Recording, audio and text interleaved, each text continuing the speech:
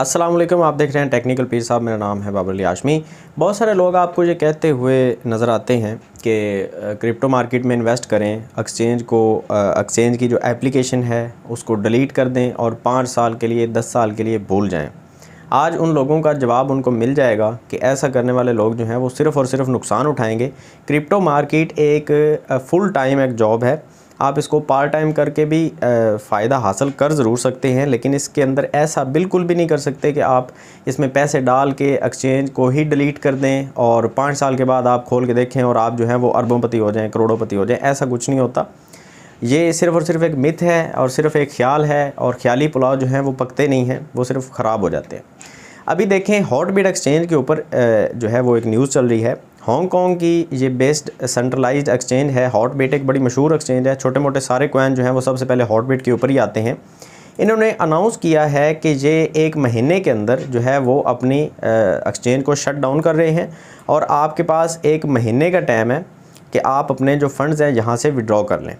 अब बताएं कि अगर किसी के फ़ंड्स हॉटबिट के ऊपर पड़े हैं और 5 साल के लिए वो रख के भूल जाए तो बताएं क्या बनेगा उसका। माज़रत के साथ वकास का साहब भी कुछ इसी तरह के बयान देते हुए नज़र आते हैं। मैंने उनके साथ मुझे उनके साथ कोई हसद नहीं है। वो बहुत अच्छा काम करते हैं। पाकिस्तान में क्रिप्टो के हवाले से उनकी बड़ी खिदमात हैं। लेकिन ये जो वो मशवरा देते हैं कि जब भी आप कोई कॉइन ख़रीदते हैं तो लॉन्ग टर्म के लिए अगर ख़रीदें तो उस एक्सचेंज को देखना छोड़ दें, आप चुप करके अपना काम करें, आप हॉलीडेज़ पे जाएँ, आप 5 साल के लिए भूल जाएँ। ऐसा बिल्कुल भी नहीं करना। ऐसा करेंगे तो नुकसान उठाएंगे। अब ये एक्सचेंज जो है सिर्फ 1 महीने का टाइम दे रही है। अगर किसी के फंड्स इसके ऊपर पड़े हुए हैं तो बताएं, अगर ये 1 महीने के अंदर वो बंदा विड्रॉ नहीं करेगा तो एक्सचेंज तो बंद हो रही है, तो वो कहाँ से मिलेंगे उसको वापस। तो मेरे भाई, हॉटबिट एक्सचेंज जो है यहाँ पे ये आपके सामने है। हॉटबिट ने जो है वो अनाउंस कर दिया है कि ये एक्सचेंज बंद होने वाली है। आप इसके अंदर जितने भी फंड्स आपके पड़े हुए हैं उसको फ़ौरन आप निकाल लें, क्योंकि ज़्यादा जो है वो टाइम आपके पास नहीं बचा। 1 महीने का टाइम इन्होंने दिया है और 1 महीना बड़ी जल्दी गुजर जाता है मेरे भाई। दूसरे नंबर के ऊपर एक और बुरी खबर है आप सब के लिए कि SEC जो अमेरिका की सिक्योरिटी एंड एक्सचेंज है, उन्होंने एक ख़बर जारी की है कि 37 क्रिप्टो करेंसीज़ ऐसी हैं जो उनकी नज़र में सिक्योरिटीज़ हैं। मतलब कि अमेरिका के अंदर मज़ीद वो नहीं चाहते कि इन क्रिप्टो करेंसीज़ के ऊपर काम किया जाए। अब ये देखें वो कौन कौन सी क्रिप्टो करेंसीज़ हैं। XRP पहले नंबर पे है। इसके ऊपर केस चल रहा है XRP के ऊपर। अगर ये केस XRP SEC के हवाले से जीत जाती है, उसके अगेंस्ट अगर जीत जाती है, तो बाकी सारे कॉइन्स के ऊपर ये जो बर्डन है ये काफ़ी हद तक कम हो जाएगा, लेकिन फिर भी रहेगा ज़रूर। अब इसके अंदर UST भी है जो टेरा का एक कॉइन है। BTT बिटटोरेंट का, ट्रॉन TRX, ये बड़े मशहूर कॉइन हैं जिनके अंदर हम में से अक्सर जो लोग हैं। एल्गो बहुत मशहूर कॉइन है।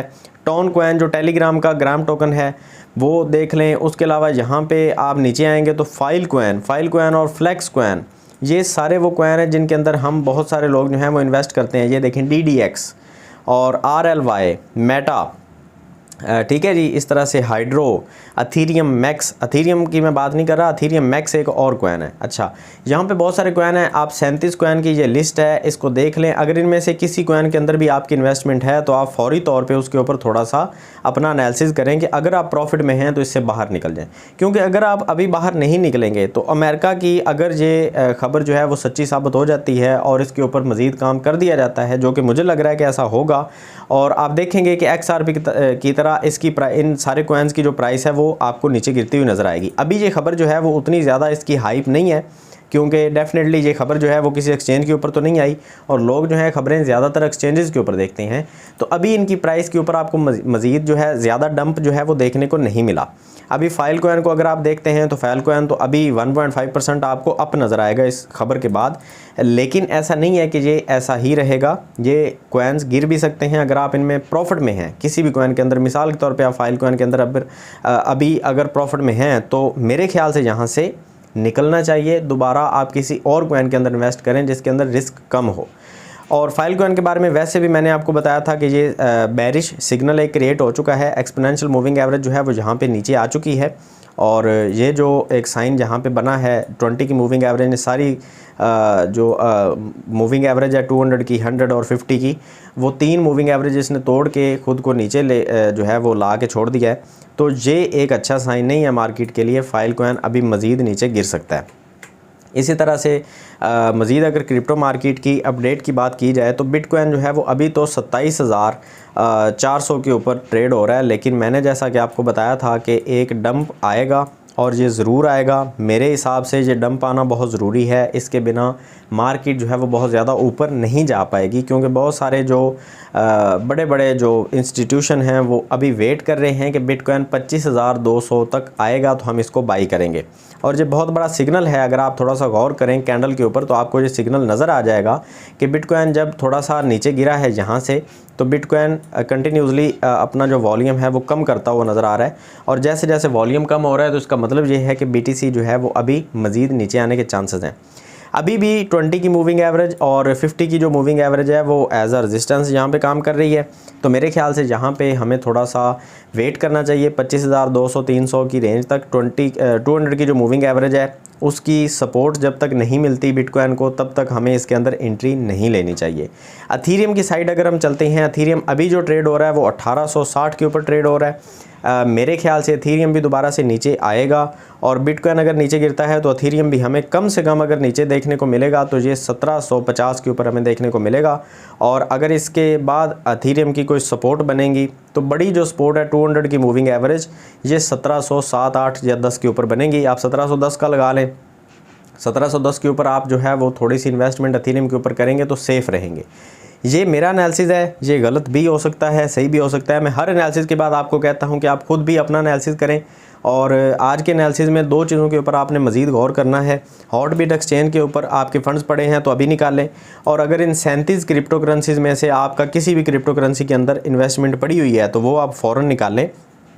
क्योंकि वो इसलिए निकाल लें कि अगर आप जो है वो रिस्क लेना चाहते हैं तो रिस्क और भी हो सकते हैं बहुत सारे। आप किसी गवर्नमेंट के साथ पंगा मत लीजिएगा। ये अमेरिका की गवर्नमेंट है, अगर कोई किसी चीज़ के ऊपर ये पीछे पड़ जाते हैं तो मेरा नहीं ख्याल कि उस चीज़ में आपको प्रॉफिट जो है वो कभी मिल सकती है। XRP की कंडीशन अगर आप देखेंगे तो आपको आइडिया हो जाएगा कि XRP जो है उसके पीछे जब से उसके पीछे ये सिक्योरिटी एंड एक्सचेंज वाले पड़े हुए हैं, SEC वाले, तो आप देखेंगे यहाँ पे इसका जो ऑल टाइम हाई है वो यहाँ पे 1.9 था, और अभी की इसकी कंडीशन देख लें। XRP की कंडीशन बहुत अरसे से XRP जो है वो ये देखें अपने ऑल टाइम हाई से ये 85% नीचे आ चुका था। अभी भी अगर देखते हैं तो अपने ऑल टाइम हाई से ये 76 पॉइंट नीचे ही ट्रेड हो रहा है। वैसे तो बहुत सारे कॉइन ऐसे ट्रेड हो रहे हैं, लेकिन इसके ऊपर जाने की उम्मीद तब तक नहीं है जब तक अमेरिका की सिक्योरिटी एंड एक्सचेंज इसके हवाले से कोई फ़ैसला कर नहीं देती या अदालत कोई फ़ैसला नहीं दे देती। तो मेरा जो एनालिसिस है वो मैंने आपके साथ शेयर कर दिया है। उम्मीद करता हूँ ये आपको अच्छा लगा होगा। मज़ीद इस तरह का एनालिसिस देखने के लिए आप मेरे चैनल को सब्सक्राइब कर सकते हैं। मिलते हैं नेक्स्ट वीडियो में, तो हमें याद रखिएगा। अल्लाह हाफ़िज़।